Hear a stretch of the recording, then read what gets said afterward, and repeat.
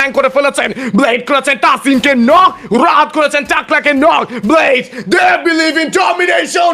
Rahat X blade, what is going on, what is going on to team Red Hawks? Red Hawks কি করছে? তারা dominate করছে, তারা domination দেখাচ্ছে। ব্লেড জানেন কিভাবে ফিনিশ করতে হয়। Right now team Red Hawks versus team Bangladesh top one, একটা মারাত্মক ফাইট, একটা গায়ের মধ্যে শিহরণ জাগানোর মতন ফাইট।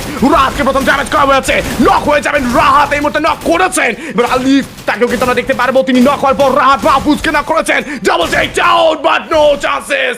টিম রেড হক্স এই মুহূর্তে কিন্তু শেষটা তাদের আপাতত টানতে হবে। God speed versus Bangladesh top one, it's a 1v4 fight right now. Exactly, last momentum, last fight, আর একবার যুক্ত হয়ে যাবো, and it's a booyah from the side of Bangladesh top one. Ho ho ho! Reflex United যেন চোখের পলকেই তাদের man power গুলোকে loose করলো, and the most valuable athlete, that is Pranto, the most talented athlete also. এবং আমি বলতেই পারি যে প্রান্তর এই মুহূর্তে সাপোর্ট টিমটিকে আরো একটা বুস্ট আপ এনে দিয়েছে। বাংলাদেশ টপ ওয়ান করে দেখিয়েছেন তাদের সেই কনফিডেন্ট, সেই ধৈর্য যেন শেষ মুহূর্তে একটা সফলতায় পরিণত হলো। অ্যাট লাস্ট বাংলাদেশ টপ ওয়ানকে